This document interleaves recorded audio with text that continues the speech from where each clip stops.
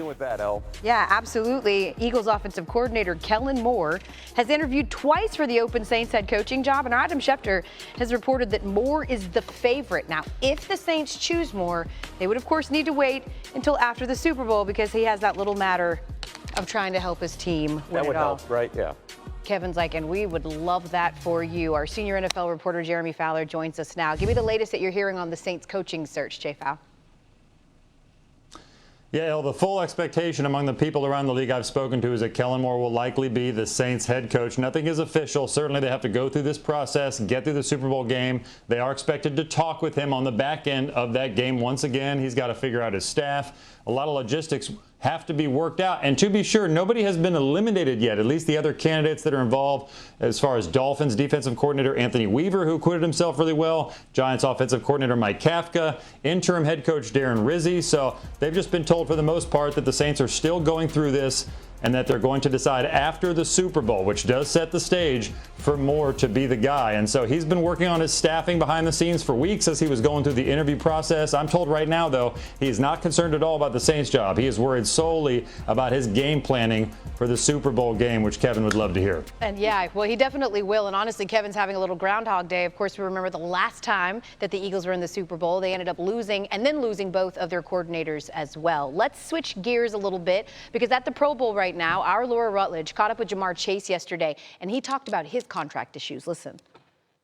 At the end of the day, I just hope, I get what's fair at the end of the day and, doing what my worth is at the end of the day. Hopefully I don't put too much pressure on anybody, but, I just want it to be fair. That's all. What do you think is fair? Fair is just, what I deserve. I can't really say everything I want to say, but, it's what I deserve, it's what I worked for, it's, how hard I worked for. It's a written story already, so it should be a fair change. By the way, masterclass in follows by Laura Rutledge. What's fair exactly? What can you tell us about Chase getting that long-term deal with the Bengals? Yeah, well, Jamar Chase is a priority L for the Cincinnati Bengals. They have made that clear publicly and privately to the player. They know they have one of the very best players in the entire NFL and have to get this done. But talking to some people in Mobile at the Senior Bowl this week, they are speculating that this will be a massive number, well above that $35 million threshold for the highest paid wide receivers. In fact, some are now speculating that he could be the first non-quarterback to hit that $40 million threshold, which would be a massive number, something that Cincinnati probably was hoping it didn't have to do a year ago when they were first negotiating with Chase and couldn't get a deal done before the season. Then he went off on the field. And so now they're left with the receiver position where they have two really good ones, and T. Higgins, who's going to be a free agent, and Chase. It's going to be really tough to keep both. Just talking to GMs around the league, they said committing $70 million or so to two receivers would be tough. So the collateral damage might just be that Higgins goes to free agency, Chase remains a Bengal under a massive new deal. Yeah, it would be tough, especially when you consider this season alone, right? The Bengals go all in on offense, and it wasn't enough to ultimately be a playoff team. By the way, Jamar Chase, 24 years old, youngest player to win the Triple Crown in the Super Bowl era. Give that man his money. Jeremy Fowler, thank you. Kevo? Well, we got some hoops coming up in less than 90 minutes here on ESPN. Three-time MVP Nikola Jokic getting ready to face Tyrese Maxey and the Sixers in Philly, averaging a triple-double this season. Yeah, he faced the Sixers less than 2 weeks ago at home, and you guessed it, he finished with a triple-dub, 27, 13, and 10 in just 30 minutes. Jokic already one of 9 players in the league in the league's history to win at least 3 MVPs, and he's currently having one of the best seasons of his career. He's doing it all, ranking top 5 in the league in points, rebounds, assists, steals, and three-point shooting, and he's putting up a career high in 4 of the 5 categories. On the scene in South Philly, senior NBA writer Tim Bontemps joins us now. Tim, Jokic facing a depleted Sixers team. Good luck, Tyrese Maxey. What can we expect from Jokic tonight? Yeah, Jokic is out here working out right now, Kevin, coming off one of the lesser performances he's had this season in a loss to the New York Knicks at the Garden on Wednesday. But as you just laid out in that stat graphic, Nikola Jokic is having a phenomenal season. And we came into the year, Kevin, talking about how Nikola Jokic was going to win a 4th MVP in 5 years, something only LeBron James and Bill Russell have ever done in the history of the league. It was going to require him to do something pretty spectacular. And we saw he was leading the first straw poll. He's going to be right near the top of it, probably with Shai Gilgeous-Alexander in the second one in a couple weeks, and probably at the balloting at the end of the season. It's because of the way He's been able to carry this Denver Nuggets team after losing Kentavious Caldwell-Pope.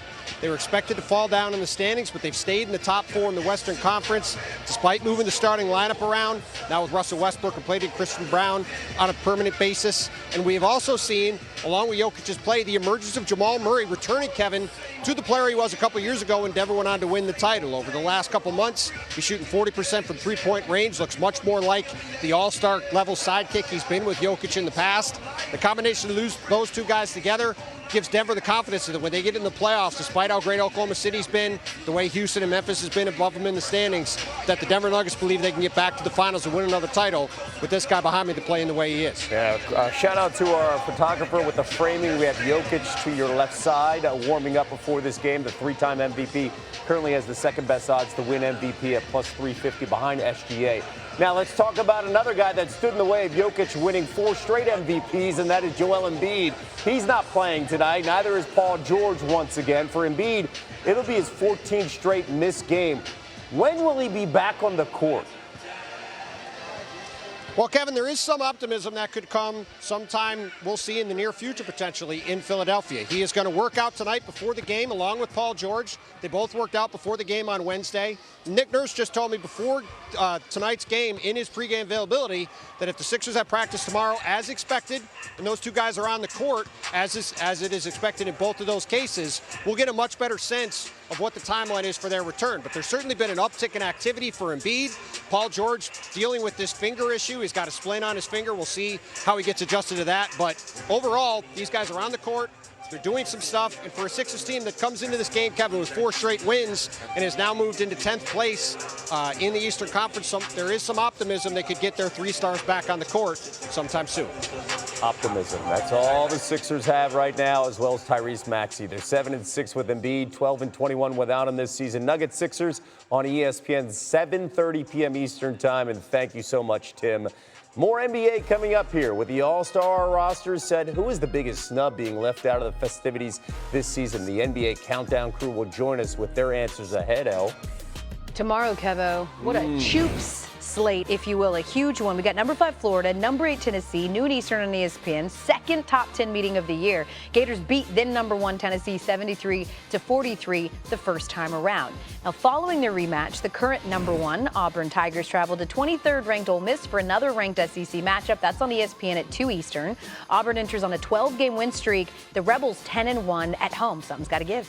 At 9 Eastern, Coach Cal returns to Lexington for his first visit as head coach at Arkansas. The Razorbacks have lost 6 of their 7 SEC games. That's tied for its worst 7-game start in conference play since joining the conference. And while the Wildcats seem to be doing just fine without him, let's not forget the impact that he had on the program, in particular when they give him that reception tomorrow. Absolutely. Coach Cal won over 400 games in 15 seasons at Kentucky, including 4 Final Four appearances and a title run in 2012. He also recruited the top talent every single year that resulted into 35 first-round picks, by far the most of any school in that span. Former Kentucky coach Rick Pitino, who later went to rival Louisville, understands the passion of Wildcat fans. He had a message for the fan base as Cal comes home. As you all know, I'm not best friends with John Calipari. I respect him, certainly. But it was a mutual thing. The fans wanted a change. John read the tea leaves. He needed a change. So he's coming back on Saturday. And I want all of you to show the great class that you have. 23,000 plus people giving him a huge standing ovation. Show him what respect and admiration's all about. I know you have the class. I've always believed in you. Do it once again. Nice message there from Pitino. And, of course, the best rivalry in the sport. North Carolina visiting number 2 Duke. That is 6:30 Eastern on ESPN. Tomorrow will be Cooper Flagg's first taste of the rivalry. He's averaging nearly 20 points per game, 8 rebounds, and 4 assists. He is fantastic. For much more on a big college hoops weekend, Tony and Mike, PTI bonus topic. All right, Wilbon. More intriguing storyline. John Calipari's return to Kentucky or Cooper Flagg's UNC Duke debut? Oh, it's Cooper Flagg. There's no question in my mind. Cal's been to too many places to belong to one place. I mean, Cal, before he got to Kentucky, he was at UMass. Yep. And then he was in Memphis, and Yep. now he's at Arkansas. Yep. So, Yep. you know, I mean, that doesn't resonate with me.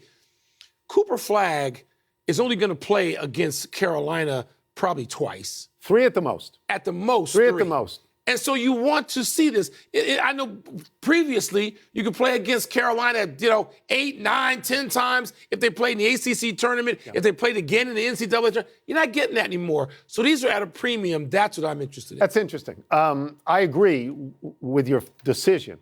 I would say that Calipari, the storyline is over before the game starts. It's the first 10 seconds when he gets introduced. Is he going to be cheered? Is he going to be booed? Yeah. And as soon as you have that, you have no more storyline. So it is, of course, Cooper Flagg. 3 times at the most, once at home, this one, once on the road, and once at a neutral site, maybe in the ACC tournament. Unless if they that happens, because then he's going to the NBA. Tournament, okay, but then he's going to the NBA.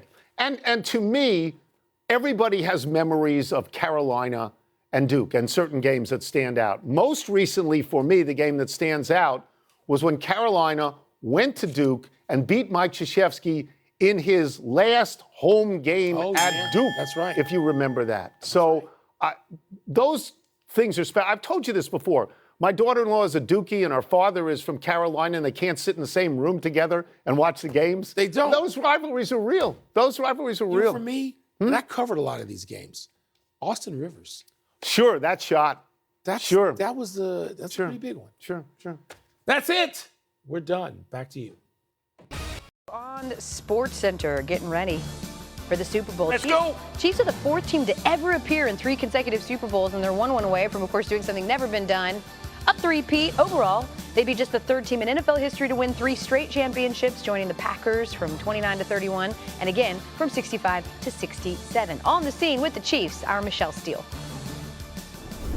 It is all about blocking out outside noise, and there's been more noise than normal this postseason run. Call it Chiefs fatigue, with KC being in 5 of the last 6 Super Bowls.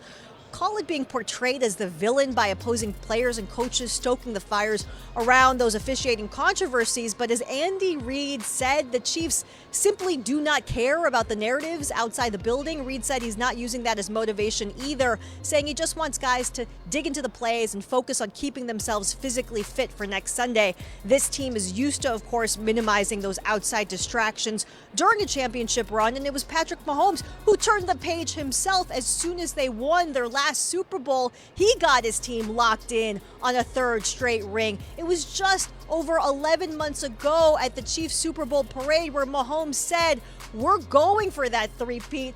Don't get it twisted. We're doing it 3 times. First time in NFL history we're doing it." It's come full circle because he's close. Kevin? Michelle, thank you so much. You know, Super Bowl 57 2 years ago, but in between these 2 Super Bowls, these 2 teams met on the field in the regular season Arrowhead, Week 11 of 2023. Chiefs jumping out to a 10-point lead, and you see the Travis Kelce touchdown. Then Kansas City was held scoreless in the second half. Jalen Hurts going in for multiple touchdowns to lead the Eagles to a 21-17 victory. On the scene in South Philly is reporter Sal Paolantonio, and he joins us now. Sal Pal, what's the latest on the Eagles' preparations for Super Bowl 59 now? Kevin, people seem to forget that Monday night football game. It gets lost in all the conversation about the Chiefs and the Eagles. Glad you brought that up, because the Eagles have done a lot of self-scouting, intense self-scouting about Super Bowl 57, as well as that game on Monday night in Kansas City last year, to try to figure out how they can stop this 3-peat. And it really comes down to this. What is the Eagles offense going to do to figure out Steve Spagnuolo and the Chiefs defense? This is the best defense that the Eagles will face all season. And the bottom line is that Spagnuolo is so good at dialing up those diabolical blitzes on 3rd and 4th down in critical situations to defeat the quarterback. You saw it last week against Josh Allen. It happened in Super Bowl 57. Today, here's QB1 and the #1 wide receiver talking about Steve Spagnuolo. Listen to this. Well, he's been great. He's been great. Very high success rate in what they do. Great players, great defensive back group. Obviously, Chris Jones up front. And so it'll be a great challenge. Stopping the run, they're really good in the back end and play hard. That's the reason why they're in this position, year after year after year. And so we definitely got our hands full. Kevin, I've been with this team since they went to Brazil in week 1. Sao Paulo all the way to the Super Bowl.